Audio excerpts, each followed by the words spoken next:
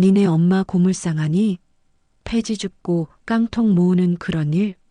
상견례 자리에서 예비 시어머니 윤혜경은 예비 사부인과 그녀의 딸 면전에 대고 모욕을 서슴지 않았습니다. 어디 감히 고물상 따위가 우리 집에 발을 들여나? 하지만 그녀는 몰랐습니다.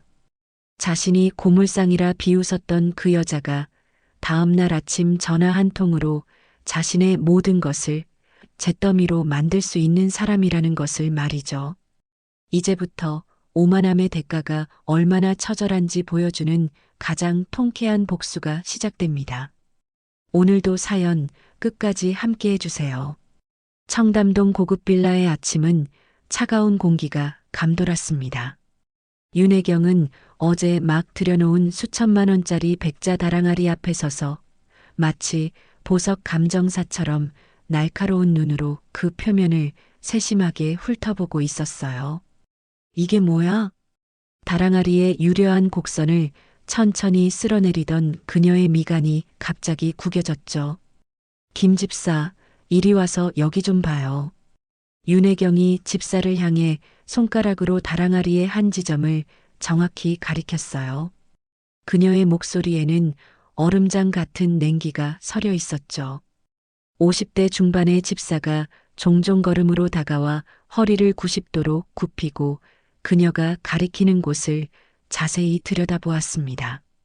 아무리 비싼 물건이라도 아주 미세한 흠집 하나가 전체의 격을 떨어뜨리는 법이에요. 집사를 향한 말이었지만 그 시선은 허공에 누군가를 경멸하듯 쏘아보고 있었습니다. 이건 물건이나 사람이나 마찬가지예요. 아무리 겉을 번지르르하게 포장해도 그 태생적 한계라는 건 어쩔 수 없는 거거든. 집사는 깍듯하게 고개를 숙이며 아무런 감정도 드러내지 않은 목소리로 대답했습니다. 네, 사모님. 명심하겠습니다. 이런 불량품은 당장 반품 처리해요. 어디 감히 이런 하급품을 우리 집에 들여놔? 윤혜경이 귀찮은 벌레를 쫓듯 손을 휘휘 내젓자 집사는 즉시 알겠습니다라고 대답하며 물러났습니다. 바로 그때 거실 테이블 위에 놓인 윤혜경의 휴대폰이 울렸습니다. 그녀는 전화기 화면을 확인한 후 만족스러운 미소를 지으며 소파에 우아하게 앉았죠. 어머, 민경 언니. 좋은 아침이에요. 전화기 너머로 민경의 명랑한 목소리가 들려왔습니다. 혜경아, 뭐하고 있어? 다랑아리 하나를 샀는데 아주 미세한 흡집이 보여서 반품시켰어요. 아주 거슬리네 진짜. 근데 너 오늘 그 상견례 한다는 날 맞지? 어떤 집안 사람들이야? 궁금해서 전화했지. 윤혜경은 우아하게 다리를 꼬고 앉아 깊은 한숨을 내쉬었습니다. 언니, 아무한테도 말하지 마요. 어디 가서 쪽팔려서 말도 못했으니까. 우리 선우 그놈 때문에 내가 아주 속이 썩어 문드러지겠어. 그녀의 목소리에는 진한 짜증이 덕지덕지 묻어났죠. 글쎄, 그 집이 고물상을 한다는 거야. 고물상. 언니 상상이 가요? 폐지 줍고 깡통 줍고 고철 나부랭이나 긁어모으는 그런 집안이라잖아. 윤혜경은 자리에서 벌떡 일어나 창가로 성큼성큼 걸어가며 목소리를 높였습니다. 아니, 언니. 우리 선우가 홀려도 단단히 홀렸어. 그깟 고물상 딸내미한테 눈이 멀어서 내가 아무리 뒷목 잡고 반대해도 아주 막무가내라니까요. 전화기 너머에서 민경의 기가 막히다는 듯한 목소리가 들려왔습니다. 세상에 정말. 혜경아, 너 뭔가 잘못 안 거 아니고? 잘못 알긴 뭘 잘못 알아요. 팩트라니까, 팩트. 정말 기가 막히고 코가 막혀서. 우리 집안 체면이 이게 다 뭐가 되냐고. 민경이 조심스럽게 물었습니다. 그래서 정말 만날 거야? 어떡하려고? 윤혜경이 코웃음을 치며 냉소적으로 웃었습니다. 그녀는 자신의 손톱을 들여다보며 음흉한 미소를 지었죠. 만나야죠. 만나서 똑똑히 알려줘야지. 자기네 집안이랑 우리 집안이 얼마나 차이가 나는지 알게 해줘야지. 그래서 일부러 상견례 우리 집에서 하자고 했다니까? 혜경아, 그래도 너네 남편 회사 이미지도 있는데. 언니 걱정 마요. 내가 잘 알아듣게 말할게. 나중에 또 연락 줄게요. 같은 시각, 서울 변두리의 한 낡은 2층 주택. 오정희의 집 거실에는 따스하고 정겨운 아침 햇살이 낡은 레이스 커튼을 통해 부드럽게 쏟아져 들어오고 있었죠. 소박하지만 먼지 한 톨 없이 정갈하게 정돈된 거실 한편에서 오정희는 딸 지연이 입을 베이지색 원피스를 정성스럽게 다림질하고 있었어요. 엄마, 나 너무 떨려. 정말 괜찮을까? 소파 끝에 위태롭게 걸터 앉은 지연이 금방이라도 울음이 터질 것 같은 목소리로 물었습니다. 그녀는 초조하게 손톱을 잘근잘근 깨물고 있었죠. 오정희는 다리미를 든 손을 잠시 멈추고 돌아선 얼굴 가득 따뜻한 미소를 담아 딸을 바라보았어요. 우리 딸, 뭐가 그렇게 걱정이야? 선우 씨 어머니가 나 마음에 안 들어 하면 어떡해? 선우 씨 청담동 빌라에 사신대. 그 집 비싸던데. 지연의 목소리는 점점 기어 들어갔습니다. 오정희는 다리미를 조심스럽게 내려놓고 딸에게 다가가 차갑게 식은 딸의 두 손을 자신의 따뜻하고 투박한 손으로 꼭 감싸 주었어요. 지연아, 엄마만 믿어. 아무 걱정하지 마. 그래도 엄마 나 때문에 엄마까지 무시당하면 난 정말 못 견딜 거야. 지연의 눈가에 기어이 투명한 눈물이 방울방울 맺혔죠. 오정희는 딸의 볼을 부드럽게 쓸어주며 세상에서 가장 단단하고 강인한 미소를 지어 보였습니다. 엄마 눈엔 우리 딸이 세상에서 제일 귀한 보석인데 누가 감히 우리 딸을 무시해? 나머지는 이 엄마가 다 알아서 할 테니까 우리 딸은 오늘 세상에서 제일 예쁘게 웃기만 하면 돼. 그녀의 눈빛에는 딸을 향한 무한한 사랑과 함께 그 어떤 시련 앞에서도 결코 흔들리지 않을 굳건한 결의가 담겨 있었습니다. 자, 이제 슬슬 준비하고 나가자. 늦으면 안 되지.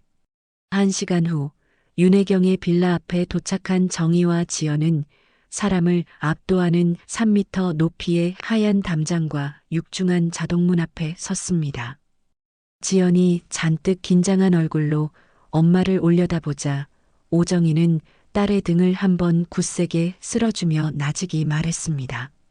자, 허리 펴고 들어가자. 오정희는 흔들림 없는 단단한 표정으로 조금의 망설임도 없이 현관벨을 눌렀습니다. 길고 우아한 벨소리가 고급스럽게 울리고 현관문이 스르륵 열렸습니다. 말끔한 정장 차림의 집사가 나타나 정희와 지연에게 정중하게 고개를 숙였죠. 어서 오십시오. 사모님께서 기다리고 계십니다. 오정희와 지연은 집사를 따라 3층 거실로 향하는 계단을 올랐습니다. 마치 다른 세상으로 들어가는 듯한 기분에 지연의 심장이 쿵쾅거렸어요. 드디어 도착한 거실, 그곳에서 혜경이 소파에 앉아 있다가 두 사람을 발견하고는 우아하게 일어섰습니다. 그녀의 얼굴엔 더없이 인자한 미소가 걸려 있었어요. 하지만 그 눈빛만큼은 사냥감을 앞에 둔 맹수처럼 차갑게 빛나고 있었죠. 어머, 어서 오세요. 먼 길 오시느라 고생 많으셨어요. 혜경의 목소리는 꿀을 바른 듯 달콤했지만 그 속에는 서늘한 가시가 숨겨져 있었습니다. 안녕하세요. 초대해 주셔서 감사합니다. 정희의 시선이 닿는 거실 한편에서는 윤혜경의 남편인 박상진이 소파에 깊숙이 몸을 묻고 휴대폰을 귀에 댄 채 통화에 열중하고 있었습니다. 네, 김 부장. 그거는 내가 알아서 할 테니 월요일에 바로 처리하도록 하죠. 박상진은 일부러 들으라는 듯 큰 소리로 사업 이야기를 떠들었습니다. 마치 눈앞의 불청객들에게는 일절 관심도 없다는 듯한 태도였죠. 윤혜경이 손짓으로 맞은편 소파를 가리켰습니다. 자, 이쪽에 앉으세요. 정희와 지연이 자리에 앉자 윤혜경은 그들 바로 맞은편 소파에 앉아 시선을 고정했습니다. 그리고 그녀의 눈빛은 오정희의 머리부터 발끝까지 아주 천천히 훑어내렸습니다. 마치 오전의 다랑아리의 흠을 찾아내던 바로 그 눈빛이었어요. 오정희가 큰맘 먹고 장만한 소박한 정장, 몇 년은 좋게 들었을 가죽 가방, 굽이 다른 구두까지 하나하나 값을 매기듯 뜯어보는 그 시선은 얼음장처럼 차가웠습니다. 숨막히는 침묵이 거실의 공기를 무겁게 짓눌렀어요. 지연이 불안한 마음에 저도 모르게 꼼지락거리며 손을 꼭 쥐자 오정희가 그런 딸의 손을 조용히 하지만 단단하게 잡아주었습니다. 차라도 한 잔 드릴까요? 집사가 조심스럽게 묻자 윤혜경은 가볍게 손을 저으며 과시하듯 말했습니다. 중국에서 가져온 차 내와요. 그리고 우리 아들 선우 언제 오는지 전화 좀 해보고. 바로 그때 박상진이 시끄럽던 전화 통화를 마치고는 휴대폰을 내려놓으며 건성으로 인사했습니다. 아, 오셨습니까? 죄송합니다. 회사에 급한 일이 좀 있어서요. 그는 오정희와 지연을 위아래로 한번 쓱 훑어볼 뿐 이내 다시 휴대폰으로 시선을 돌리며 만지작거렸습니다. 모든 것이 계획된 무시와 모욕이었죠. 드디어 윤혜경이 아주 느릿하게 입을 열었습니다. 저희 아들 오기 전에 결혼 이야기보다 더 먼저 나눠야 할 이야기가 있을 것 같은데 실례지만 하시는 일이 어떻게 되시는지 여쭤봐도 될까요?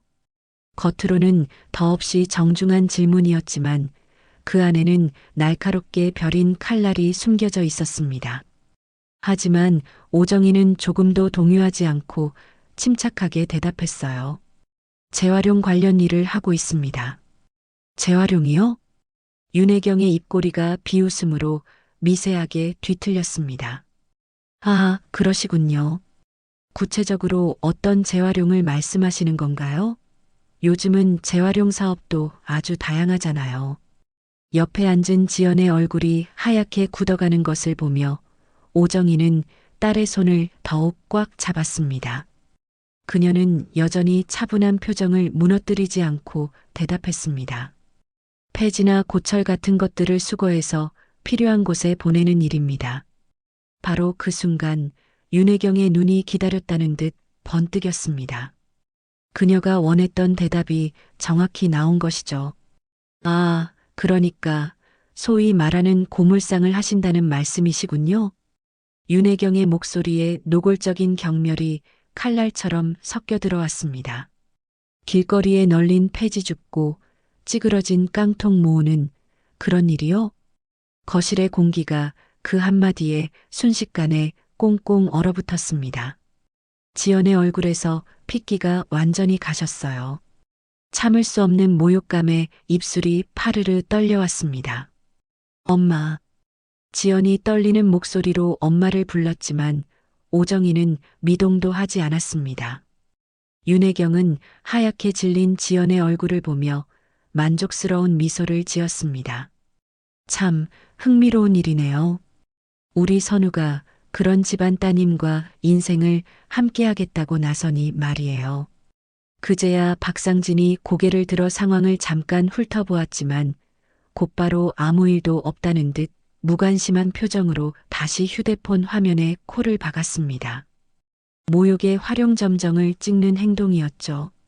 그때 침묵을 지키던 오정희가 처음으로 질문을 던졌습니다.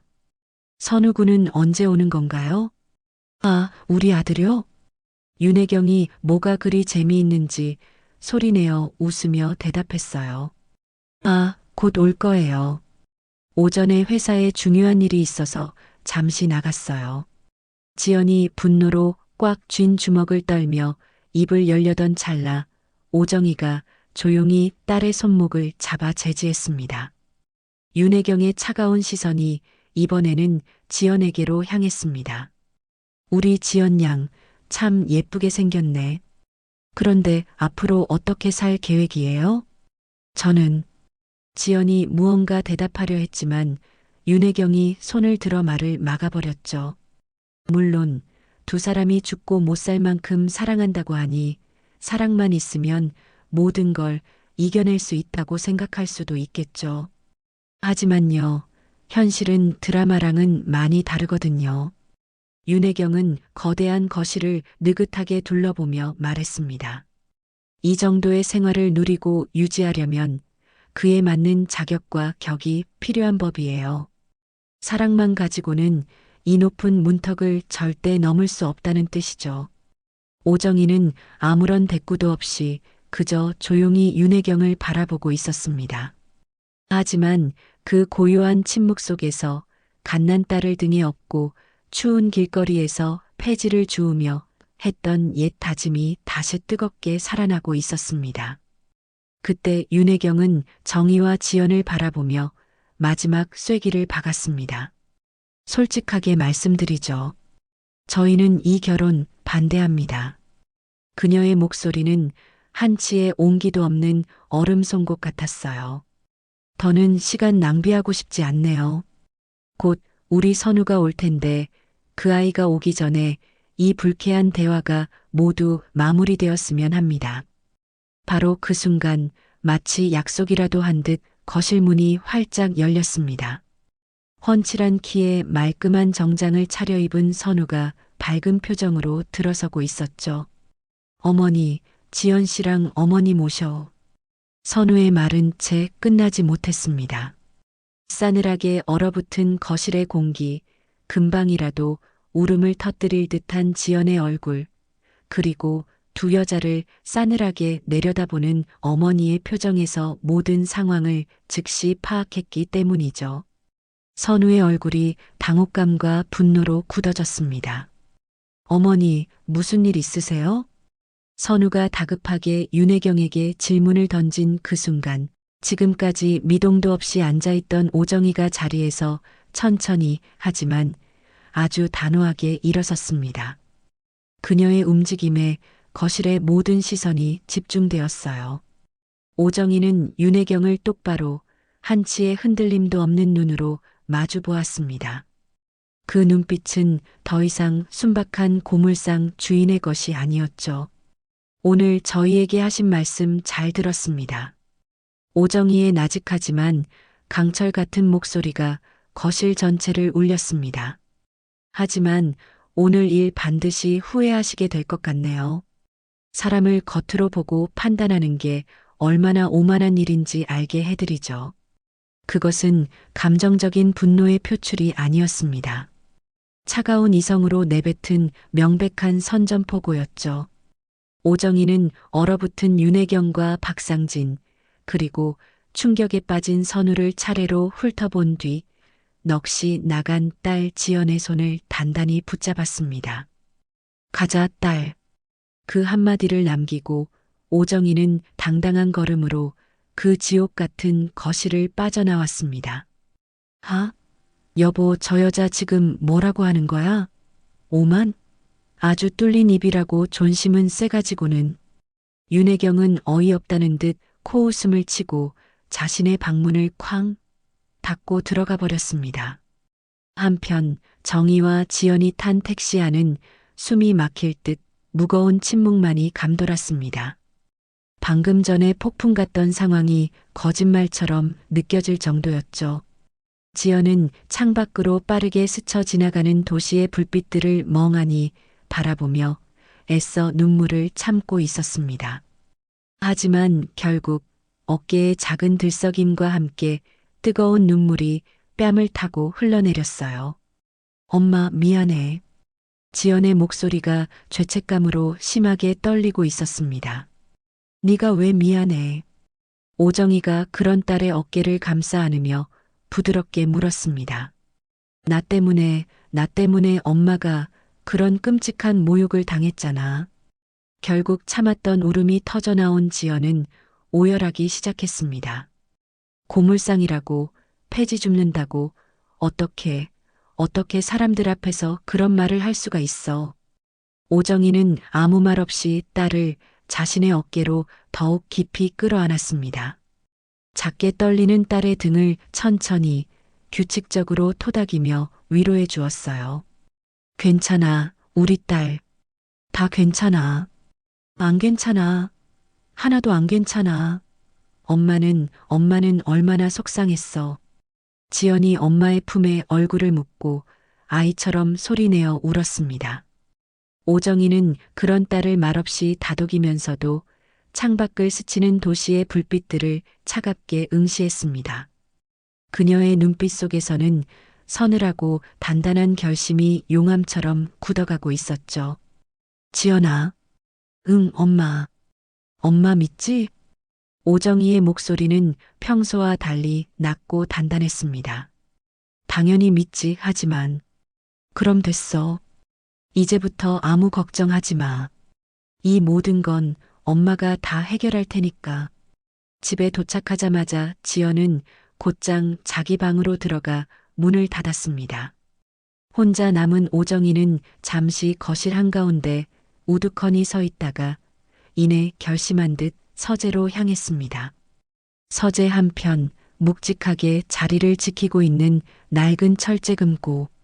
오정희는 익숙하지만 조금은 떨리는 손길로 다이얼을 돌려 금고 문을 열었습니다.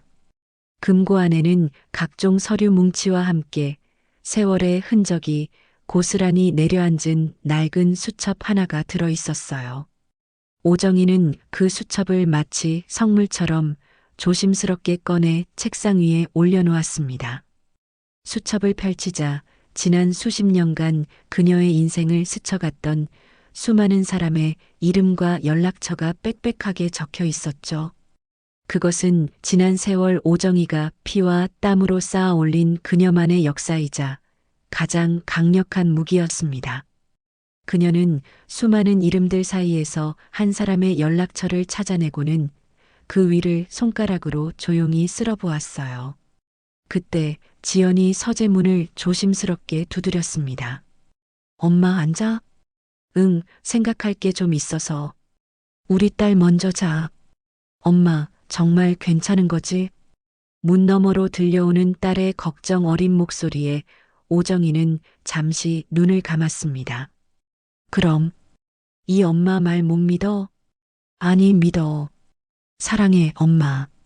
엄마도 사랑해, 우리 딸. 지연의 발걸음 소리가 멀어지는 것을 확인한 오정희는 서랍 깊숙한 곳에서 먼지 쌓인 구형 휴대폰 하나를 꺼내 충전기에 연결했습니다. 잠시 후 전원이 켜진 휴대폰 화면에는 단 하나의 전화번호만이 저장되어 있었죠. 오정희는 그 번호를 바라보며 30년 전 갓난아기였던 지연을 등에 업고 추운 거리에서 폐지를 줍던 그 날을 떠올렸습니다. 내 딸만큼은 절대로 나처럼 무시당하고 짓밟히는 인생을 살게 하지 않겠다. 그날의 맹세가 비수가 되어 심장에 박히는 것 같았습니다. 오늘 딸의 얼굴에 흐르던 눈물이 그 맹세를 지키기 위한 전쟁의 신호탄이었죠. 오정희는 더 이상 망설이지 않고 단호하게 통화 버튼을 눌렀습니다. 몇 번의 신호음이 울린 후 상대방이 전화를 받자마자 그녀가 차갑게 말했습니다. 저 오정희입니다. 부탁드릴 일이 있습니다. 내일 좀 뵙죠. 오정희는 그 한마디만 남기고 미련 없이 전화를 끊었습니다. 이 전화 한 통은 딸의 미래를 지키기 위한 기나긴 전쟁의 서막이었습니다. 오정희가 복수의 칼을 갈기 시작한 바로 다음 날 아침, 윤혜경은 세상 모르고 단잠에서 깨어났습니다. 어제 오정의 모녀에게 안겨준 완벽한 모욕을 떠올리자 입가에 저절로 만족스러운 미소가 번졌죠. 그녀는 실크 가운을 걸치고 침실에서 나와 거실 소파에서 조간신문을 읽고 있는 남편 박상진에게 다가갔어요. 여보, 어제 그 여자 말이에요. 뒷조사 좀 해봐요. 박상진이 신문에서 귀찮다는 듯이 고개를 들었습니다. 뒷조사? 고작 고물상 하나 가지고 뭘 그렇게까지 유난이야. 당신답지 않게. 그래도 확실하게 해두는 게 좋잖아요. 혹시라도 우리가 모르는 꿍꿍이가 있을지도 모르고. 바닥 인생들이 원래 더 음흉한 법이거든요. 윤혜경이 팔짱을 끼고 턱을 치켜들며 고집을 부렸습니다. 박상진은 더 상대하기 싫다는 듯 한숨을 내쉬며 자리에서 일어났죠. 알겠어. 김 비서한테 시켜볼게. 그로부터 몇 시간 후 김 비서가 가져온 A4 용지 몇 장의 자료가 윤혜경의 손에 들려 있었습니다. 그녀는 서류를 훑어보며 코웃음을 쳤어요. 푸훗, 그럴 줄 알았어. 소규모 자원 재활용 업체 대표 오정희. 이게 뭐야? 고물상을 아주 그럴듯하게 포장해놨네. 윤혜경이 서류를 테이블 위로 경멸스럽게 툭 던지며 승리감에 도취되었습니다. 꺼봐요. 내 눈이 틀리지 않았잖아요. 정말 별 볼 일 없는 그냥 고물상 아줌마였어. 자신의 판단이 완벽했다는 확신에 찬 그녀는 이제 이 지긋지긋한 관계의 마지막 확인 사살을 할 때라고 생각했습니다. 윤혜경은 휴대폰을 집어들고 예전에 아들에게서 알아낸 지연의 번호를 찾아 전화를 걸었죠. 몇 번의 신호음이 울린 후 지연이 조심스럽게 전화를 받았습니다. 여보세요? 지연 양? 나예요. 선우 엄마. 윤혜경의 목소리는 가식적인 꿀을 발라놓은 듯 다정했지만 그 속엔 독이 가득했습니다. 아, 안녕하세요, 어머님. 지연의 목소리에는 어제의 깊은 상처가 그대로 남아 있었어요. 어제는 경황이 없어서 미처 못한 말이 있어서 전화했어요. 윤혜경이 소파에 편안하게 몸을 기댄 채 본격적으로 날카로운 발톱을 드러냈습니다. 지연 양, 우리 선우랑 헤어지기로는 한 거죠? 어제 내가 한 말 듣고 주제 파악 좀 제대로 했으면 좋겠는데 어머님 말씀이 너무 심하세요. 지연이 떨리는 목소리로 항의했지만 윤혜경은 멈출 생각이 전혀 없었죠. 심해? 이게 현실이야, 아가씨. 폐지나 줍고 고철 쪼가리나 팔아서 하루 벌어 하루 먹고 사는 주제에 어디 재벌가 며느리 자리를 꿈꿔요? 전화기 너머로 지연의 숨막힌 흐느낌이 희미하게 들려왔습니다. 그 소리는 윤혜경에게 승리의 축배와도 같았어요. 그녀는 더욱 기세등등하게 몰아붙였습니다. 근본도 없는 집안에서 자란 애가 뭘 제대로 배웠겠어요. 보고 배운 게 도둑질이라고 남자 하나 잘 물어서 인생 바꿔보려는 속셈 아니야? 제발 그만해주세요. 지연이 울먹이며 애원했지만 윤혜경의 잔인한 악담은 멈추지 않았습니다. 네가 아무리 얼굴이 반반하고 착한 척 해봤자 그 거지 같은 신부는 절대 안 변해. 내 엄마가 아무리 용을 써봤자 고물상은 그냥 고물상일 뿐이라고. 저희 엄마에 대해 그렇게 함부로 말씀하지 마세요. 지연이 처음으로 용기를 내어 목소리를 높였습니다. 하지만 그건 불에 기름을 붓는 격이었죠. 뭐, 이게 어디서 감히 나한테 소리를 질러. 역시 못 배우고 자란 티가 역력하네. 아주. 윤혜경이 비웃으며 최후 통첩을 날렸습니다. 똑똑히 들어.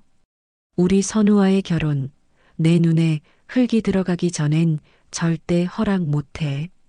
괜히 선우 옆에서 알짱거리면서 우리 집안 망신시키지 말고 내 수준에 맞는 남자 만나서 알아서 살아. 그게 널 위해서도 좋은 길일 거야. 윤혜경은 그렇게 말하며 차갑게 전화를 끊어버렸습니다. 이 통화 한 번으로 모든 것이 완벽하게 정리되었다고 확신했어요. 거실에서 아내의 통화를 전부 들은 박상진이 혀를 차며 말했습니다. 당신 참 대단하다. 드라마를 너무 많이 봤네. 확실하게 싹을 잘라버려야 다신 얼씬도 못하지. 윤혜경이 승리의 미소를 지으며 끊어버린 그 전화 한 통은 결국 두 젊은 사랑의 숨통을 끊어놓고야 말았습니다. 그날 저녁 한강공원의 차가운 강바람이 지연의 퉁퉁 부은 눈을 시리게 스쳤습니다. 평소 두 사람이 가장 좋아하던 산책길 벤치에 나란히 앉아 있었지만 그들 사이에는 깊은 강물보다 더 건너기 힘든 침묵이 흐르고 있었죠. 먼저 그 침묵을 깬 것은 지연이었습니다. 선우 씨. 지연의 목소리는 잔뜩 쉬어 있었고 애써 부르는 이름조차 위태롭게 떨렸어요. 지연아, 우리 엄마가 무례하게 굴었지? 그날 일은 정말 미안했어. 전화해도 안 받아서 걱정했어. 선우는 그제야 지연의 얼굴을 제대로 살피며 걱정스럽게 물었습니다. 지연은 그런 선우를 보며 희미하게 웃었습니다. 그 웃음이 너무나 서글퍼 보였죠. 오늘 당신 어머니한테 전화 받았어. 그 한마디에 선우의 얼굴이 하얗게 굳어졌습니다. 엄마가 또 전화를 했다고? 뭐라고 하시는데? 우리 엄마더러 고물상이라고 폐지 줍는 주제의 재벌가 며느리를 넘보냐고 하시더라. 지연의 눈에서 애써 말려두었던 눈물이 다시 왈칵 터져나왔습니다. 목이 메어 더 이상 말을 잇지 못했죠. 선우가 당황하며 다급하게 지연의 손을 잡았습니다. 지연아, 미안해. 엄마가 그런 심한 말씀까지 하실 줄은 정말 몰랐어. 하지만 그 사과는 너무나 무력하고 공허하게 들렸습니다. 지연이 잡힌 손을 뿌리치며 자리에서 벌떡 일어섰어요. 그녀의 눈에는 더 이상 슬픔이 아닌 차가운 분노가 서려 있었습니다. 몰랐다고?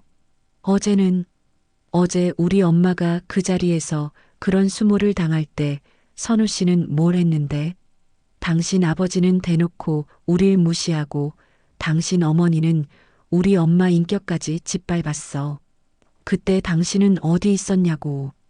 지연아, 제발 진정하고 내 말 좀 들어봐. 내가 엄마한테 정말 단단히 말씀드릴게. 다시는 이런 일 없도록. 선우가 어쩔 줄 몰라 하며 지연을 달랬지만 이미 엎질러진 물이었습니다. 말씀드린다고? 지금까지 대체 몇 번이나 그 말을 했어. 당신은 평생 들어본 적도 없는 그런 끔찍한 말들을 우리 엄마가 그리고 내가 당신 가족한테 들었다고. 미안해.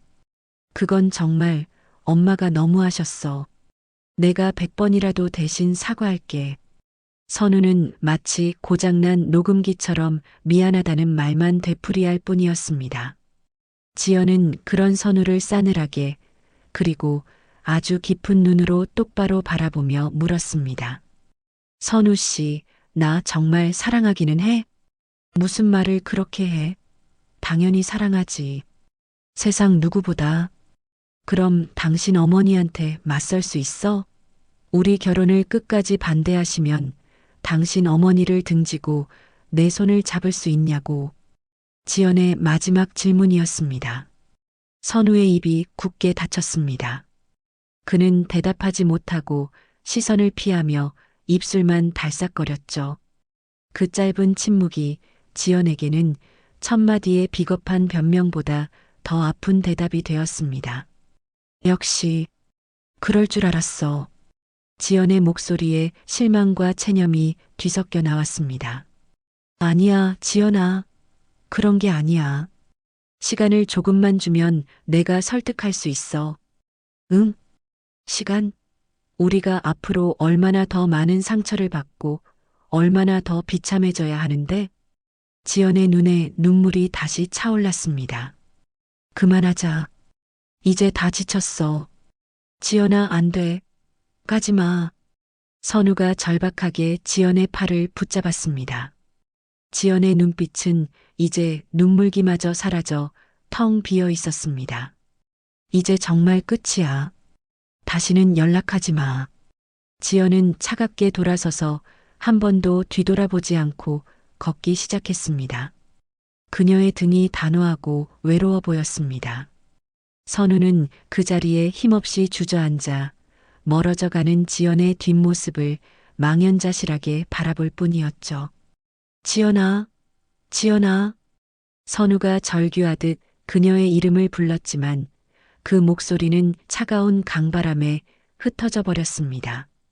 자신이 세상에서 가장 소중한 것을 잃었다는 것을 깨달았을 때 이미 모든 것은 너무 늦어버린 후였습니다.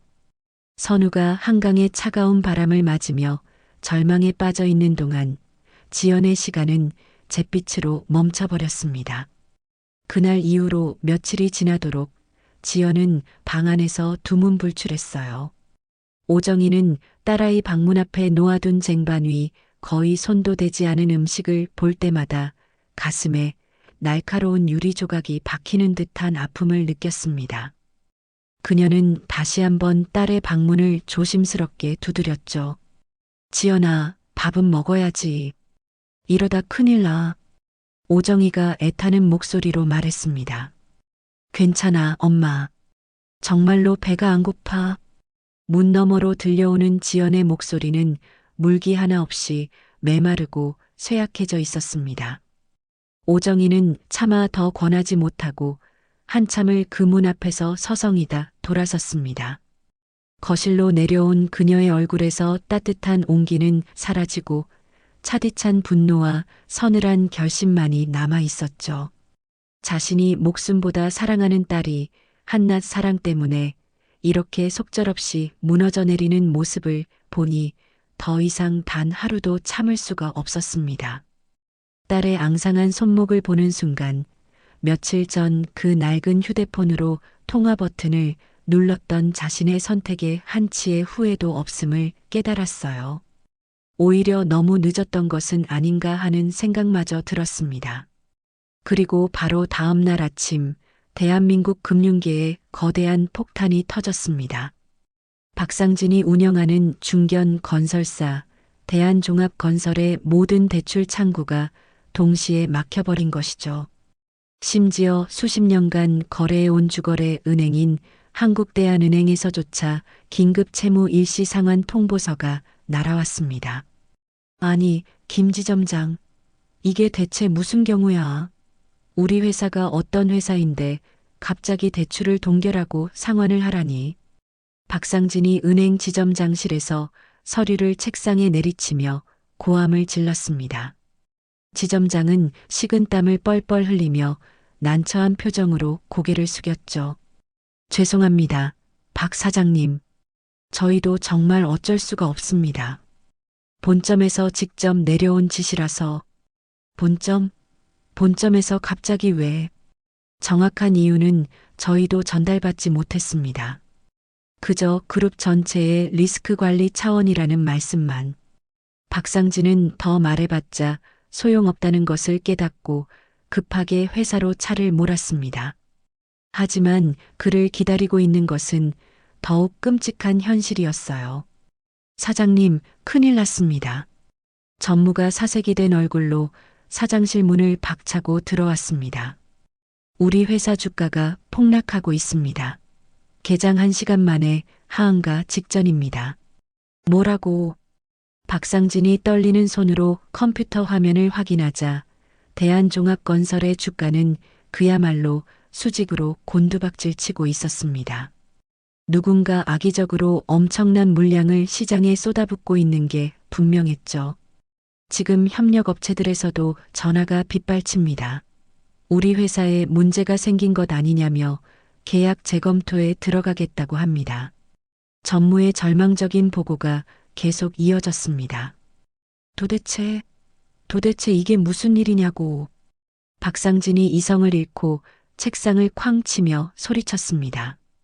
같은 시각 청담동 빌라에서 우아하게 브런치를 즐기던 윤혜경에게 박상진의 전화가 걸려왔습니다.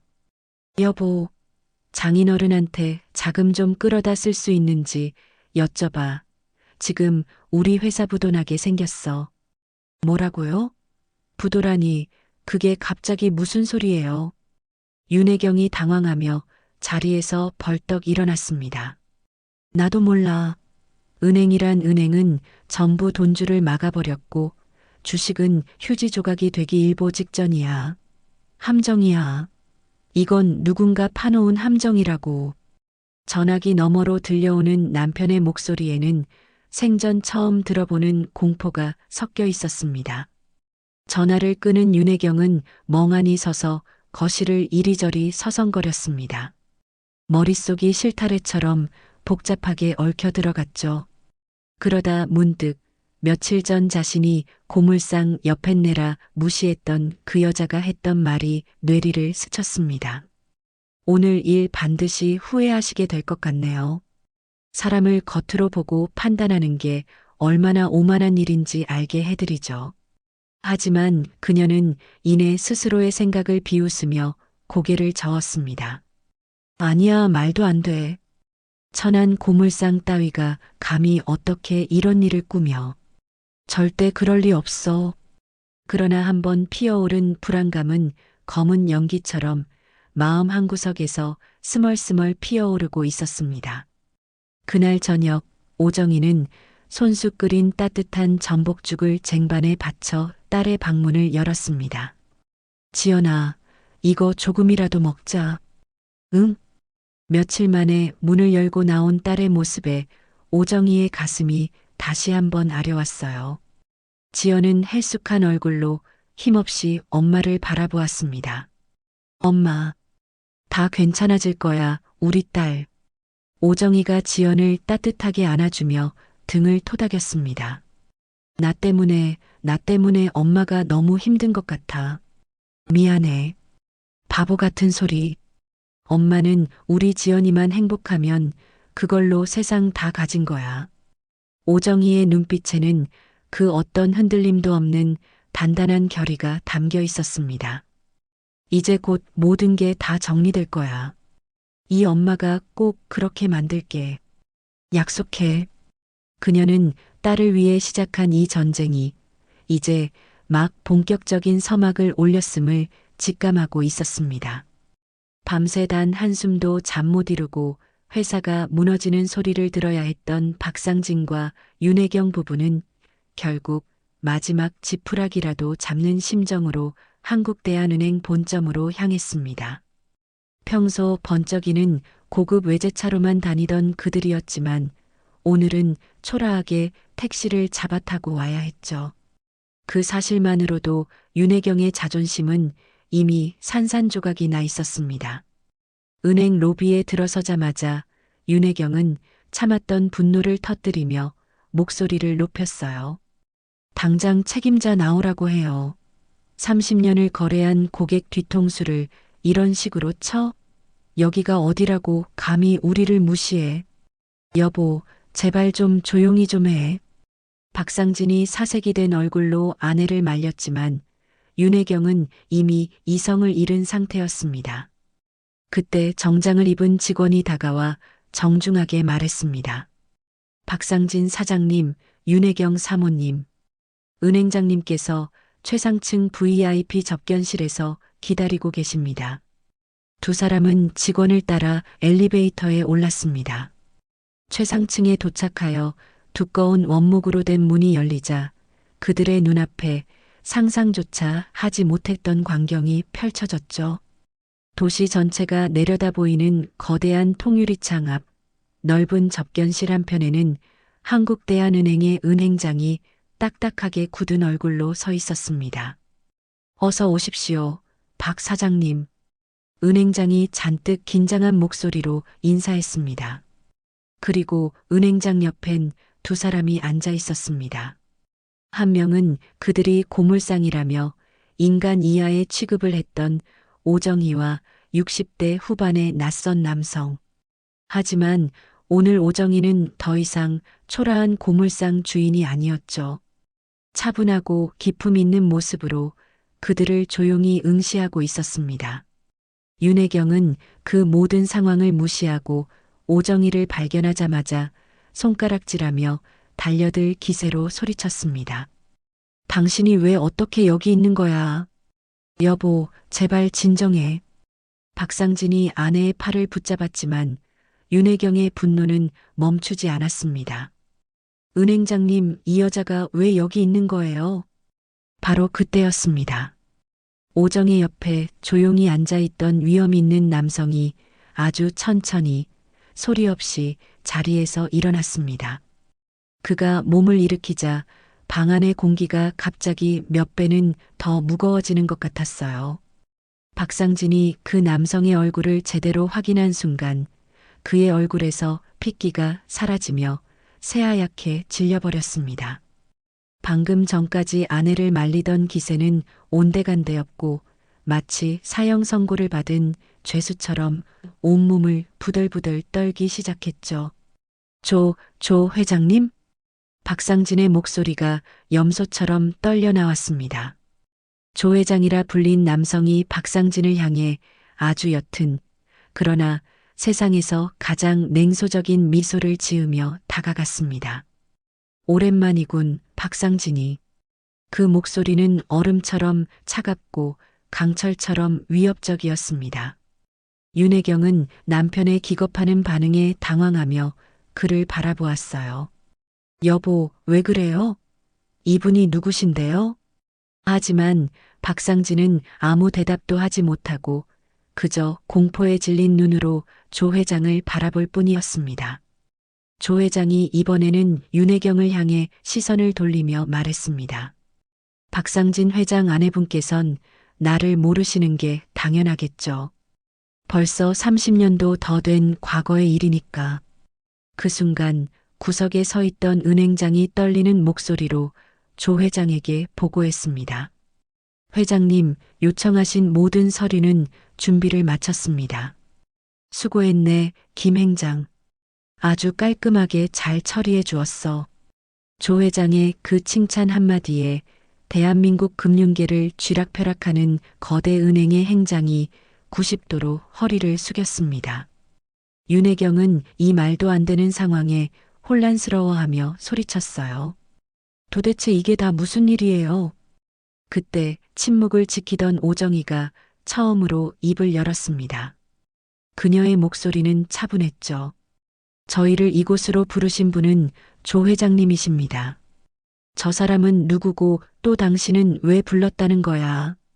윤혜경이 악을 쓰자 조 회장이 가볍게 손을 들어 그녀의 말을 막았습니다. 그 작은 손짓 하나에 방 안의 모든 소음이 거짓말처럼 멎었습니다. 뭔가 단단히 오해하고 있는 모양인데 오정희 여사에 대해 잘 모르시는 것 같네요. 박상진이 마침내 공포스러운 침묵을 깨고 떨리는 목소리로 물었습니다. 조 회장님, 어떻게 아직 살아계신 겁니까? 살아있다니? 그럼 내가 죽기라도 했어야 한다는 건가? 조 회장의 눈빛이 칼날처럼 날카로워졌습니다. 아니, 그게 아니라 30년 전에 회사가 부도나시고 모든 걸 잃으시고 사라지셨다는. 그래, 맞다. 바로 너 때문에. 너라는 배신자 때문에 내 인생 전부를 잃었지. 조 회장의 목소리에 30년 묵은 깊은 원한이 담겨 있었습니다. 윤혜경은 도무지 이해할 수 없다는 표정으로 남편을 바라보았습니다. 여보, 이게 다 무슨 소리예요? 30년 전에 대체 무슨 일이 있었던 거냐고요. 하지만 박상진은 대답할 수 없었습니다. 그는 그저 자신의 과거에서 걸어나온 악몽 그 자체인 조 회장을 바라보며 사시나무처럼 떨고 있었죠. 조 회장이 창밖을 바라보며 나직이 말했습니다. 나는 지난 30년간 이날만을 기다리며 살아왔지. 내 놈에게 모든 것을 되갚아줄 그날만을 말이야. 그의 말에 접견시라는 얼어붙은 듯 완전한 정적에 휩싸였습니다. 그리고 그 처절한 복수를 가능하게 만들어주신 분이 바로 저기 계신 오정희 여사님이시고 모든 칼자루를 쥔 사람은 저 천박한 고물상 여자라는 사실과 남편의 과거에서 기어나온 저 괴물 같은 노인이 한패라는 걸 깨달은 순간 윤혜경과 박상진의 온몸을 거대한 공포가 쇠사슬처럼 올가매기 시작했습니다. 접견실 안의 공기는 마치 납처럼 무겁게 가라앉아 있었습니다. 박상진은 자신의 과거에서 걸어나온 악몽, 조 회장의 차가운 시선 앞에서 숨조차 제대로 쉴 수 없었죠. 조 회장은 그런 박상진에게 아주 천천히 한 걸음씩 다가갔습니다. 그의 낡은 구두가 최고급 카펫에 닿는 소리 하나하나가 박상진에게는 지옥에서 울리는 심판의 종소리처럼 들렸어요. 마침내 박상진의 바로 앞에 멈춰선 조 회장이 나직이, 그러나 심장을 꿰뚫는 듯한 목소리로 물었습니다. 조상철, 30년 만에 들어보는 내 진짜 이름일 텐데 아직 기억은 하고 있나? 그 이름이 불리는 순간 박상진의 온몸이 경풍을 일으킨 듯 격렬하게 떨리기 시작했습니다. 그는 간신히 목구멍으로 기어나오는 목소리를 쥐어짰어요. 조 형님. 형님이라 그래. 내 놈이 내 등에 칼을 꽂던 그날까지도 나를 그렇게 불렀지. 조 회장의 목소리는 북해의 빙산처럼 차가웠습니다. 이 모든 상황을 전혀 이해하지 못한 윤혜경이 혼란스러운 얼굴로 남편과 조 회장 사이를 오가며 끼어들었어요. 여보, 대체 이분이 정말 누구시길래 그래요? 왜 이러시는 거냐고요? 조 회장은 윤혜경을 흘깃 바라보며 잔인한 미소를 지었습니다. 하긴 부인께서는 아무것도 모르시겠지. 당신의 화려한 인생이 어떤 추악한 배신 위에 세워졌는지 오늘 똑똑히 설명해 드리리다. 그는 다시 박상진에게 시선을 고정한 채 30년 전의 이야기를 꺼내기 시작했습니다. 30년 전 나는 당신 남편과 피를 나눈 형제보다 더 가까운 사업 동료였소. 사업 동료요? 그래요.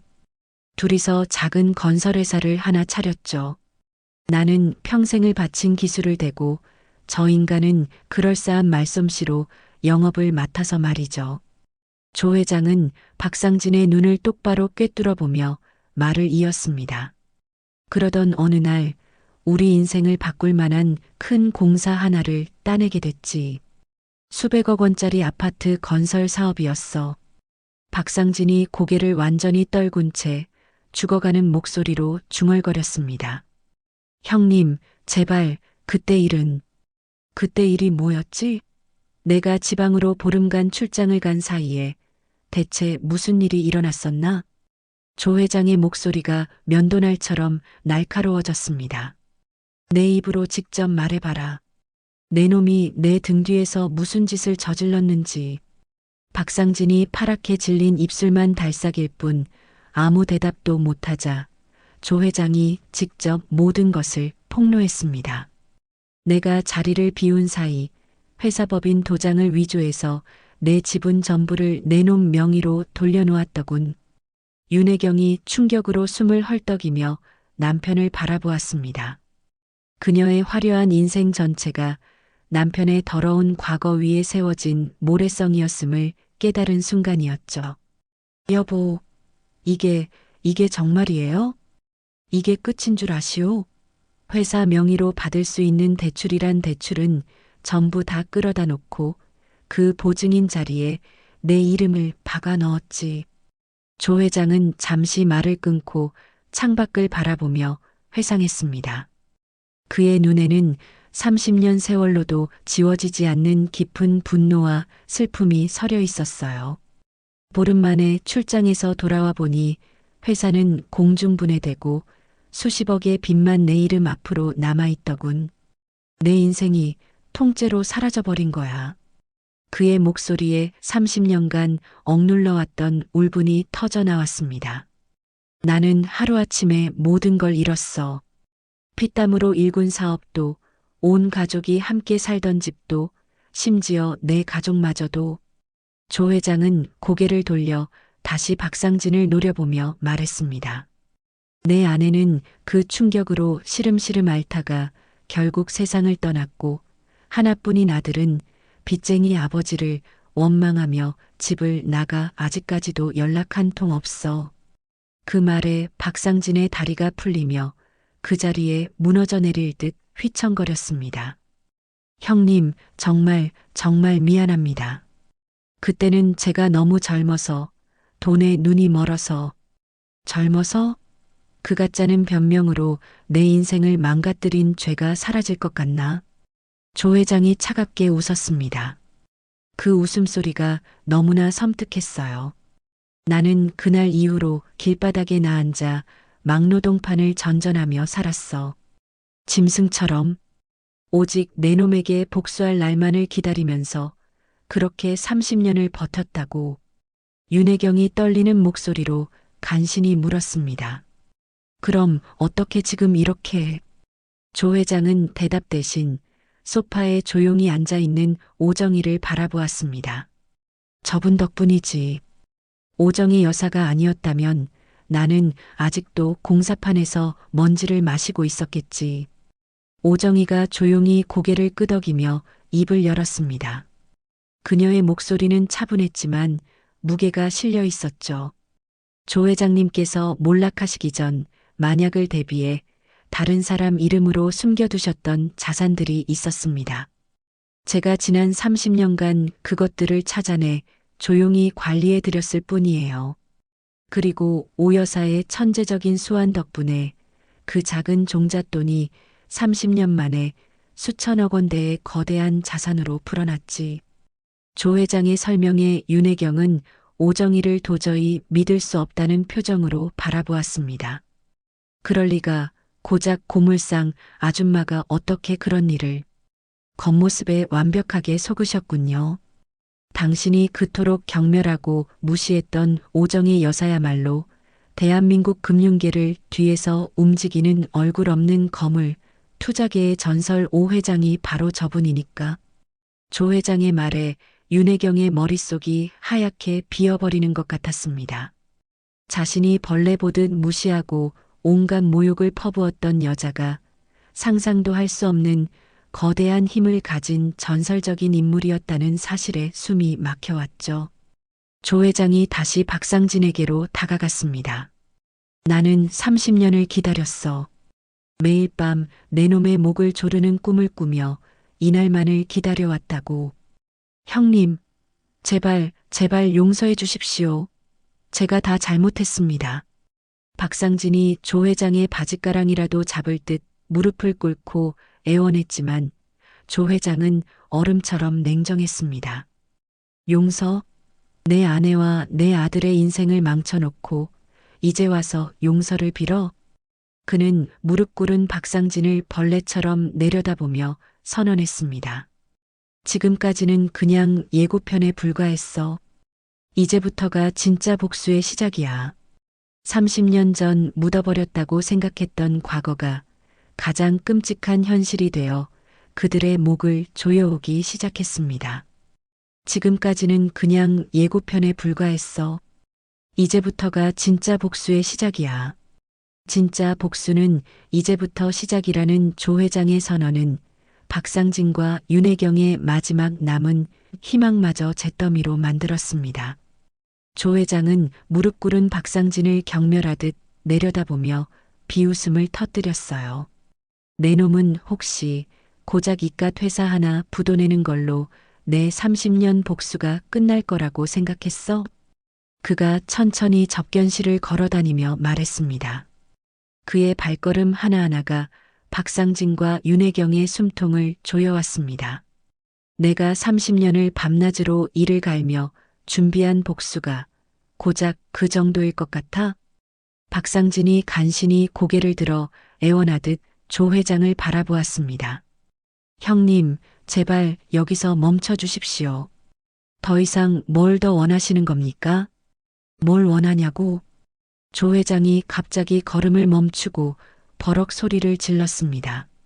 30년 묵은 분노가 그 한마디에 담겨 폭발했어요. 내 놈은 내게서 모든 것을 빼앗아 갔어. 내 피와 땀이 깃든 회사, 내 전 재산, 그리고 내 목숨보다 소중했던 내 가족까지 전부. 윤혜경이 공포에 질려 떨리는 목소리로 간신히 끼어들었습니다. 그럼 저희한테 대체 무엇을 하시려는 건데요? 저는 아무 잘못이 없는데요. 조 회장은 윤혜경을 차갑게 쏘아보며 대답했습니다. 그 목소리는 사형 선고와도 같았죠. 똑같이 되갚아줘야지. 당신들이 지난 30년간 누려왔던 모든 것을 하나도 남김없이 빼앗을 겁니다. 모든 것이라니요? 조 회장은 창가로 다가가 서울 시내를 내려다보며 말을 이었습니다. 당신들이 사는 그 청담동의 으리으리한 빌라, 강남 곳곳에 숨겨놓은 땅들, 스위스 은행 비밀 계좌에 처박아 둔 검은 돈까지 내가 모조리 찾아서 먼지 하나까지 다 털어버릴 거야. 박상진이 절망적인 표정으로 비틀거리며 일어섰습니다. 형님, 제발 저 하나로 끝내주십시오. 제발 제 아내와 아들, 가족들만은 건드리지 말아주십시오. 가족? 조 회장이 천천히 뒤돌아서서 박상진을 노려보았습니다. 그의 눈빛은 불타는 것 같았어요. 내 놈이 감히 가족을 입에 올려? 그렇다면 너는 내 가족을 단 한 번이라도 생각해 본 적이 있어? 병든 몸으로 길거리에 나앉아 고통 속에 죽어간 내 아내를, 빚쟁이 아비가 싫다며 등을 돌려야 했던 내 아들의 찢어지는 마음을, 그때까지 상황을 지켜보던 은행장이 조심스럽게 끼어들었습니다. 조 회장님 말씀하신 모든 법적 절차를 진행할 서류가 완비되었습니다. 수고했네. 조 회장은 은행장에게 짧게 고개를 끄덕이고 다시 박상진 부부를 향해 몸을 돌렸습니다. 이건 단순히 내 놈들 돈을 뺏는 문제가 아니야. 나는 너희를 이 사회에서 완전히 매장시켜버릴 생각이다. 사회적 매장이라니요? 윤혜경이 공포에 질린 목소리로 되물었습니다. 간단해. 30년 전 당신 남편 박상진이 동업자였던 나를 어떻게 배신하고 사기와 횡령을 저질렀는지 가 추악한 진실을 대한민국 모든 언론사에 공개할 생각이지. 조 회장의 말에 박상진의 얼굴이 종이장처럼 하얗게 구겨졌습니다. 그렇게 되면 당신 남편은 다시는 이 재계에 발도 붙이지 못하게 되겠지요. 사기꾼, 배신자라는 낙인이 찍힌 채 평생을 살아가게 될 거야. 지금까지 조용히 모든 것을 듣고만 있던 오정희가 입을 열었습니다. 조 회장님, 너무 성급하게 모든 패를 보여주실 필요는 없을 것 같습니다. 조 회장이 오정희를 돌아보며 부드럽게 미소 지었습니다. 오 여사 말이 맞아. 복수는 차가울 때 해야 제맛이지. 천천히, 그리고 아주 확실하게. 그가 다시 박상진에게 다가가 마치 연극의 대사를 읊듯 말했습니다. 첫 번째는 내 놈의 회사, 두 번째는 내 놈의 모든 재산, 그리고 마지막 세 번째는 내 놈이 평생을 지키려 했던 그 더러운 명예까지. 이 순서대로 차근차근 무너뜨려 주마. 제발 형님, 제가 무릎 꿇고 빌겠습니다. 제발. 박상진이 또다시 바닥에 무릎을 꿇으려 하자 조 회장이 손을 들어 막았습니다. 이제 와서 빌어봤자 소용없어. 30년 전 내 아내가 내 놈 앞에서 피눈물을 흘리며 빌었을 때 그때 들었어야지. 그 순간 이성을 잃은 윤혜경이 갑자기 오정희에게 머리채라도 잡을 듯이 달려들었습니다. 너, 이 모든 게 다 너 때문이야. 이 요물 같은 년. 하지만 그녀의 손이 오정희에게 닿기도 전에 조 회장이 철벽처럼 앞을 막아섰습니다. 사람을 잘못 짚었어. 오 여사를 탓할 게 아니라 당신 남편이 30년 전에 뿌린 죄의 씨앗을 탓해야지. 오정희는 한마디 대꾸도 없이 그저 무표정하게 그 모든 상황을 지켜보고 있었습니다. 그녀의 눈빛에 어떤 복잡한 감정이 스쳐 지나갔지만 아무도 읽을 수는 없었죠. 조 회장이 마지막으로 선언했습니다. 내가 너희에게 한 달의 시간을 주겠다. 한 달 안에 당신들의 세상은 완전히 끝장날 거야. 그때까지 마지막 남은 여유를 실컷 즐겨보도록 해. 그는 출입문으로 향하다가 문득 생각났다는 듯이 돌아섰습니다. 그의 시선은 윤혜경에게 정확히 꽂혀 있었어요. 아, 그리고 윤혜경 씨. 앞으로는 어디 가서 고물상이라고 함부로 무시하지 마시오. 세상에는 당신처럼 겉만 번지르르한 사람보다 소박한 겉모습 뒤에 진짜 힘을 숨기고 사는 사람들이 훨씬 더 많으니까. 문이 닫히고 거대한 접견실에는 오직 두 사람의 절망적인 숨소리만이 남았습니다. 화려했던 그들의 세상이 바로 이 자리에서 완벽하게 끝장나버린 것이었죠. 박상진과 윤혜경 부부가 절망의 나락으로 떨어지고 있는 동안 복수의 설계자들은 한강이 내려다 보이는 구름 위에서 그들의 몰락을 지켜보고 있었습니다. 며칠 후 최고급 호텔의 최상층 라운지. 조 회장과 오정희는 통유리창 너머로 펼쳐진 서울의 야경을 앞에 두고 마주 앉아 있었죠. 은은한 클래식 음악과 함께 두 사람의 잔에는 각각 붉은 와인과 따뜻한 차가 담겨 있었습니다. 박상진의 대한종합건설은 이제 끝났습니다. 회생은 불가능한 상태지요. 조 회장이 만족스러운 표정으로 와인잔을 기울이며 말했습니다. 그의 목소리에는 30년 묵은 한을 풀어낸 자의 여유가 묻어났어요. 주요 협력업체들은 이미 전부 등을 돌렸고 남아있던 직원들도 절반 이상이 떠났습니다. 텅 빈 껍데기만 남은 셈이죠. 오정희는 말없이 차를 마시며 그의 보고를 듣고 있었습니다. 하지만 그녀의 표정은 평소와 달리 어딘가 무겁고 복잡해 보였죠. 조 회장은 아랑곳하지 않고 말을 이었습니다. 어제는 은행에서 마지막 남은 담보 부동산에 대한 강제 경매를 신청했습니다. 그들이 그렇게 자랑하던 청담동 빌라도 이제 며칠 안에 남의 손에 넘어가게 될 겁니다. 그들 부부의 반응은 어떻습니까? 오정희가 마침내 입을 열었습니다. 그녀의 목소리는 낮게 가라앉아 있었어요. 꼴이 말이 아니죠. 박상진은 사방팔방으로 돈을 구하러 뛰어다니지만 그의 전화를 받는 사람은 아무도 없습니다. 윤혜경 역시 마찬가지고요. 그렇게 어울려 다니던 사교계 친구들 누구 하나 거들떠보지도 않는 모양입니다. 조 회장이 경멸하듯 냉소적으로 웃었습니다. 역시 돈이 떨어지니 사람도 떨어져 나가는군요. 참 알기 쉬운 세상입니다. 오정희가 창밖의 수많은 불빛을 바라보며 말했습니다. 이제 마지막 단계만 남은 거군요. 그렇습니다.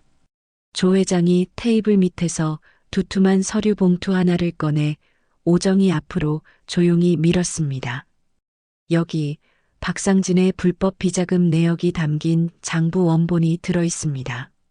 지난 30년간 그놈이 저지른 온갖 추악한 비리가 이 안에 전부 다 들어있죠. 오정희는 봉투를 받아들었지만 왠지 모르게 망설였습니다. 이걸 검찰에 넘기는 순간 박상진은 완전히 끝장입니다. 남은 여생은 감옥에서 보내게 되겠죠. 최소 15년은 썩어야 할 겁니다. 조 회장의 목소리에 오랜 기다림 끝에 찾아온 희열이 묻어났습니다.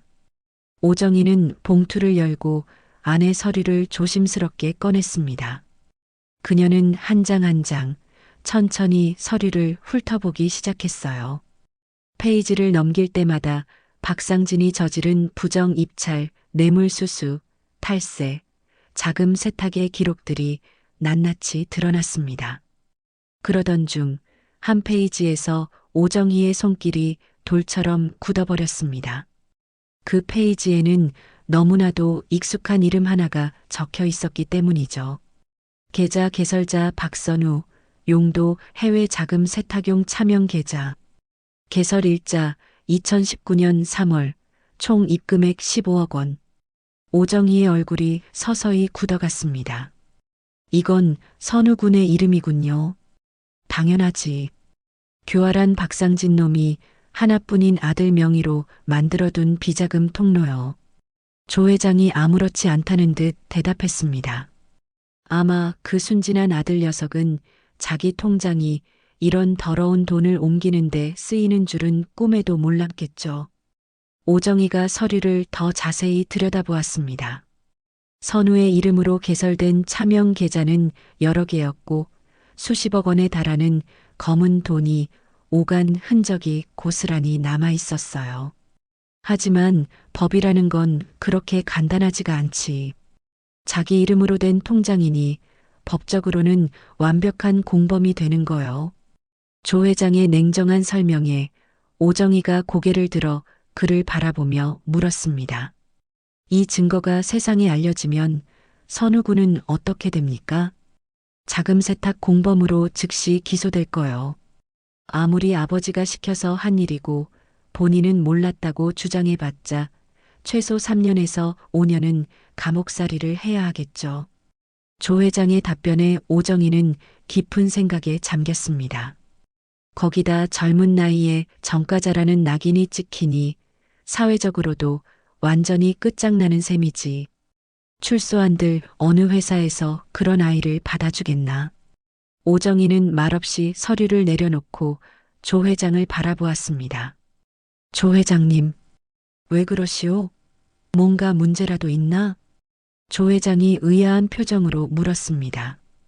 혹시 선우 군만은 빼고 박상진만 처벌할 방법은 없겠습니까? 그 말에 조 회장의 표정이 순간 싸늘하게 굳어졌습니다. 오 여사, 지금 무슨 말을 하는 거요? 그 아이는 아버지를 잘못 만난 죄밖에 없는 것 같은데 설마 지금 나보고 원수의 아들을 걱정하라는 거요? 조 회장의 목소리가 얼음장처럼 차가워졌습니다. 오정희는 잠시 망설이다가 결국 사실을 고백했습니다. 제 딸이 그 아이를 많이 사랑했습니다. 뭐라고? 비록 지금은 헤어졌지만 제 딸아이 마음속에는 여전히 그 아이가 상처로 남아 있어요. 조 회장이 의자에서 벌떡 일어나며 언성을 높였습니다. 그래서 지금 와서 이 복수를 그만두기라도 하자는 말이오? 그만두자는 것이 아니라 아니면 뭐요?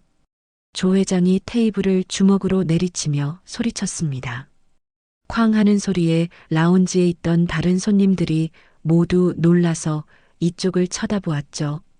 내 인생 전부를 걸고 30년을 기다려온 복수요. 그런데 고작 당신 딸의 옛 연인이라는 이유로 모든 걸 망치자는 말이냐고. 선우 군이 감옥에 가면 제 딸이 또다시 무너질 겁니다. 저는 제 딸이 더 이상 상처받는 모습을 보고 싶지 않습니다. 오정희가 조용하지만 단호하게 대답했습니다. 조 회장은 기가 막힌다는 듯 냉소적으로 웃으며 자리에 다시 앉았습니다. 참으로 재미있는 상황이군. 딸을 위해 시작한 복수가 이제는 그 딸 때문에 발목을 잡히게 생겼으니 다른 방법을 찾아보자는 겁니다. 박상진만 처벌하고 그 아들은 구제할 방법이 분명 있을 겁니다. 그런 방법은 없어. 조 회장이 단호하게 고개를 저었습니다. 이 차명계좌 증거가 없으면 박상진을 완전히 무너뜨릴 수가 없단 말이오. 이걸 빼면 기껏해야 몇 년 살고 금방 풀려나겠지. 나는 그놈을 사회에서 완전히 매장시키고 싶소.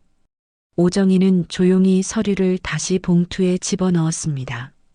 그렇다면 제게 시간을 조금만 더 주십시오. 다른 방법을 반드시 찾아내겠습니다. 시간이라? 조 회장의 눈빛이 위험하게 번뜩였습니다. 30년을 기다린 나에게 더 기다리라고? 일주일입니다. 일주일 안에 모든 것을 해결하겠습니다. 조 회장은 그런 오정희를 차갑게 노려보며 말했습니다. 좋소. 하지만 일주일 뒤에도 지금처럼 망설이는 모습은 보이지 않았으면 하네요. 조 회장의 서늘한 협박에 오정희의 표정이 굳어졌습니다. 딸의 행복을 위해 시작한 복수가 이제는 부메랑이 되어 딸의 심장을 겨누는 칼날이 될 수도 있는 잔인한 갈림길에 그녀는 홀로 서 있었습니다. 조 회장의 잔인한 협박을 뒤로하고 자신의 일터로 돌아온 오정희였지만 그녀의 마음은 여전히 어젯밤 그 호텔 라운지에 갇혀 있는 듯 무거웠습니다. 다음 날 오후 서울 외곽에 위치한 그녀의 재활용 공장. 넓은 부지 위에는 산처럼 쌓인 고철과 폐지들이 작업자들의 손에 분주하게 분류되고 있었고, 집게 차들이 쉴 새 없이 움직이며 내는 소음이 공기를 가득 채웠습니다. 공장 한편에 자리한 3층 사무실 건물의 최상층, 오정희의 개인 사무실. 그녀는 넓은 원목 책상에 앉아 복잡한 심정으로 조 회장이 건넸던 서류, 박선우의 이름이 적힌 그 페이지를 다시 한번 훑어보고 있었죠. 15년 전 먼지 날리는 작은 고물상에서 시작해 피와 땀으로 일궈낸 이 모든 것을 창밖으로 바라보며 오정희는 깊은 한숨을 내쉬었습니다. 그때 사무실 문을 조심스럽게 노크하는 소리가 들렸습니다. 사장님, 저 김 부장입니다. 잠시 들어가도 되겠습니까? 문 밖에서 들려온 목소리는 15년간 그녀의 오른팔이 되어 이 사업을 함께 일궈온 김 부장의 것이었습니다. 들어와요. 오정희가 문제의 서류를 황급히 서랍에 넣으며 대답했습니다. 김 부장이 문을 열고 들어섰는데 그의 얼굴은 평소와 달리 어색함과 불안함으로 가득했어요. 언제나 차분하고 신중했던 50대 초반의 그가 오늘은 어찌된 일인지 안절부절 못하며 시선을 제대로 맞추지 못했습니다. 무슨 일이에요, 김 부장? 얼굴빛이 좋지 않네요. 오정희가 자리에서 일어나며 물었습니다. 사장님, 어제 조 회장님과 만나신 일 때문에 드릴 말씀이 있어서 왔습니다. 김 부장이 마른 입술을 핥으며 조심스럽게 말했습니다. 그 말에 오정희의 표정이 미세하게 굳어졌어요. 조 회장님 일을 김 부장이 어떻게? 사실 어젯밤에 조 회장님께서 저에게 따로 연락을 주셨습니다. 오정희는 직감적으로 불길한 기운을 느꼈지만 애써 침착함을 유지하며 물었죠. 무슨 연락을? 사장님께서 조 회장님의 복수 계획에 대해 망설이고 계신다는 말씀을 하시더군요. 김 부장의 말에 오정희의 눈빛이 칼날처럼 날카로워졌습니다. 아무튼 조 회장님께서 제게 제안을 하나 하셨습니다. 어떤 제안인데요? 오정희가 팔짱을 끼며 그를 꿰뚫어 볼 듯이 바라보았습니다. 김 부장은 한참을 망설이다 마침내 모든 것을 고백했습니다. 만약 제가 회장님께 협력한다면 사장님께서 물러나신 후에 이 사업체 전부를 저에게 넘겨주시겠다고 약속하셨습니다. 그 순간 오정희는 세상이 무너지는 듯한 충격을 받았습니다. 믿었던 도끼에 발등이 찍힌다는 것이 바로 이런 기분이었죠. 김 부장 그래서 뭐라고 대답했나요? 사장님, 정말 죄송합니다. 드릴 말씀이 없습니다. 김 부장이 깊이 고개를 숙이며 말했습니다. 하지만 조 회장님의 힘은 저희가 생각하는 것 이상입니다. 이미 승패는 정해진 싸움이라고 생각합니다. 오정희가 떨리는 손으로 책상을 짚고 김 부장을 똑바로 바라보았습니다. 그래서 15년을 함께한 나를 배신하겠다는 겁니까? 배신이라고 생각하지 말아 주십시오. 그저 현실적인 선택일 뿐입니다. 현실적인 선택? 15년이야. 당신과 내가 맨주먹으로 여기까지 어떻게 왔는데 이제 와서 현실적인 선택? 오정희의 목소리에 배신감과 서러움, 그리고 주체할 수 없는 분노가 뒤섞여 터져 나왔습니다. 사장님께서 조 회장님과 맞서시지만 않았어도 이런 일은 없었을 겁니다. 저도 제 가족과 제 앞날을 생각해야 하지 않겠습니까? 사장님 편에 섰다가 함께 망할 수는 없는 노릇입니다. 김 부장이 변명처럼 늘어놓는 말에 오정희가 차갑게 물었습니다. 그래서 조 회장에게 내 정보를 팔아넘겼다는 거군요. 내 사업 내역, 내 약점 같은 것들을. 김 부장은 차마 고개를 들지 못한 채 모든 것을 시인했습니다.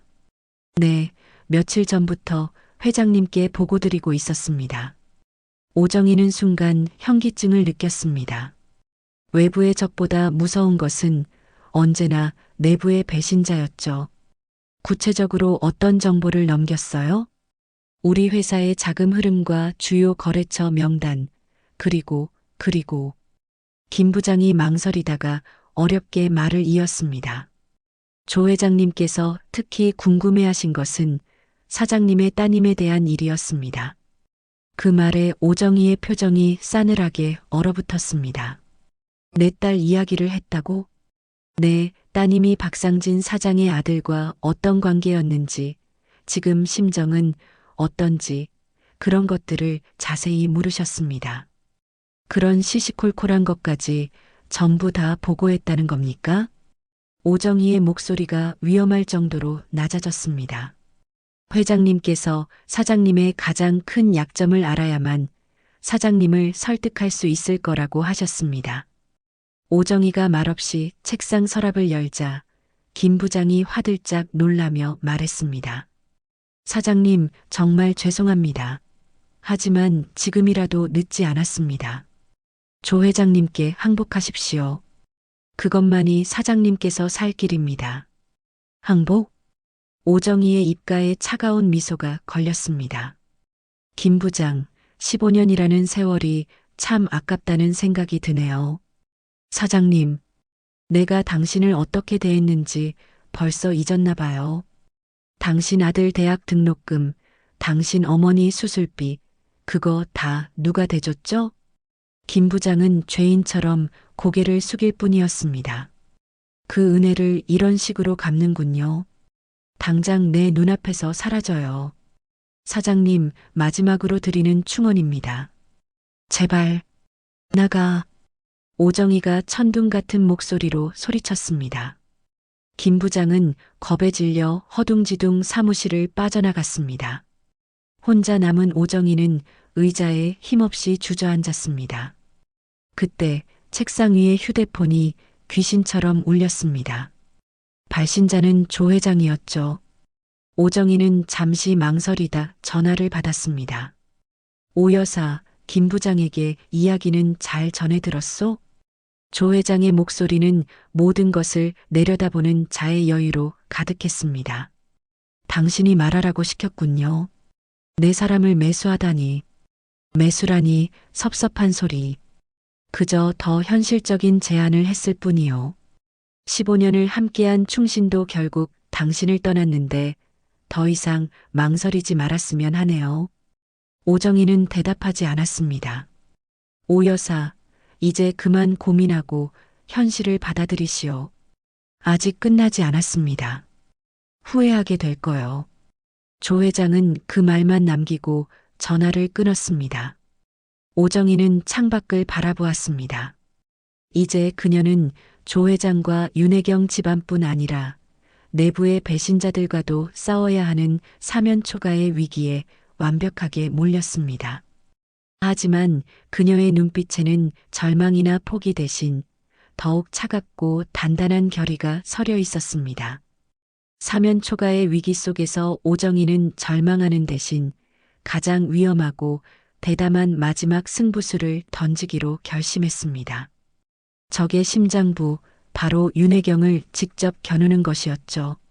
조 회장에게 약속한 일주일의 시한이 하루 앞으로 다가온 저녁, 그녀는 서재에 깊숙이 넣어두었던 낡은 휴대폰을 꺼내 특별한 번호로 전화를 걸었습니다.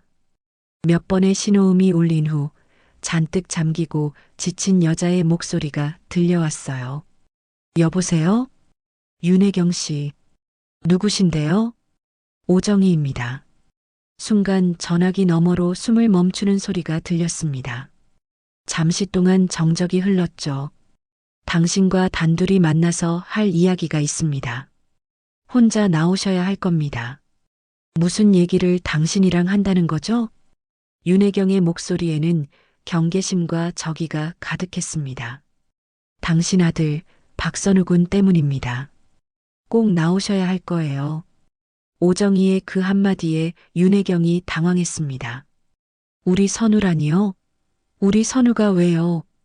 자세한 건 만나서 이야기하죠.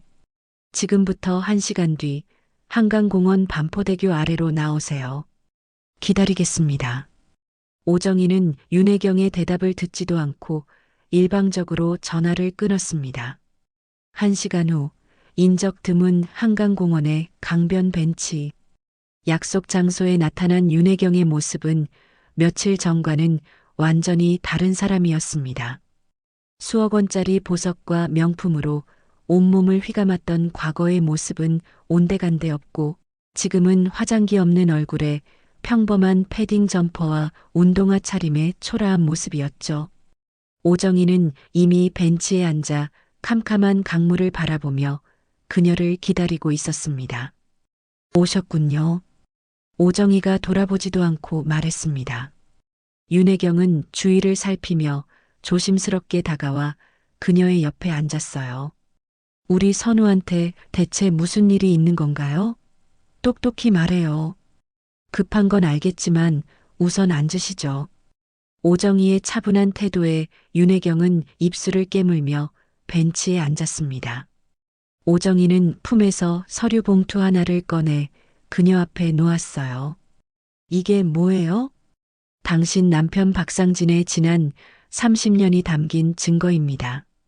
윤혜경이 떨리는 손으로 봉투를 열어 서류를 확인하는 순간 그녀의 얼굴이 새하얗게 질려버렸습니다.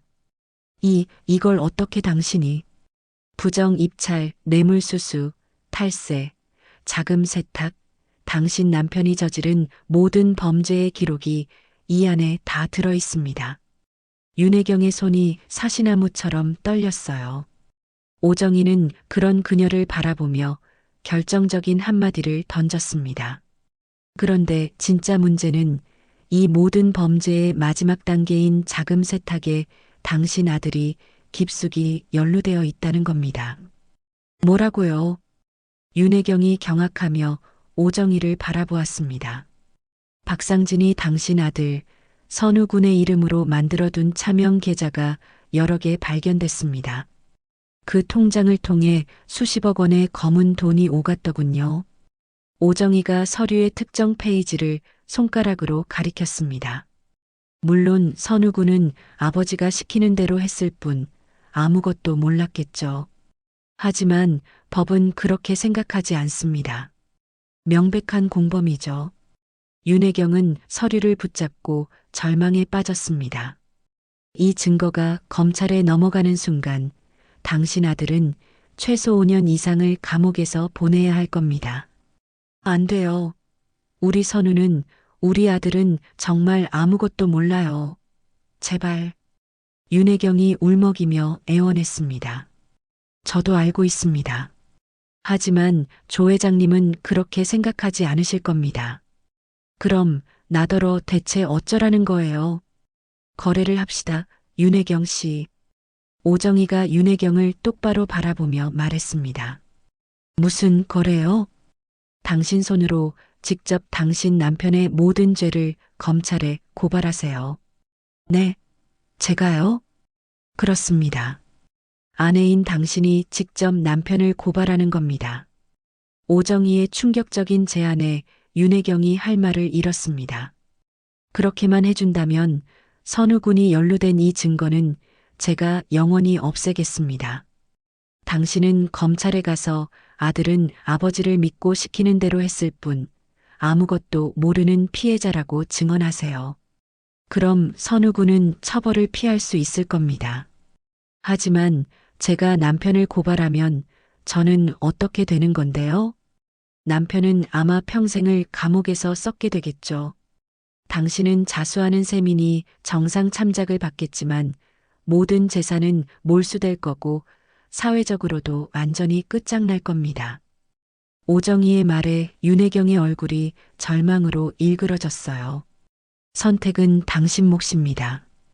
파렴치한 남편과 함께 모든 걸 잃고 아들까지 범죄자로 만들 것인지 아니면 모든 걸 버리는 대신 아들만이라도 구해낼 것인지 시간은 없습니다.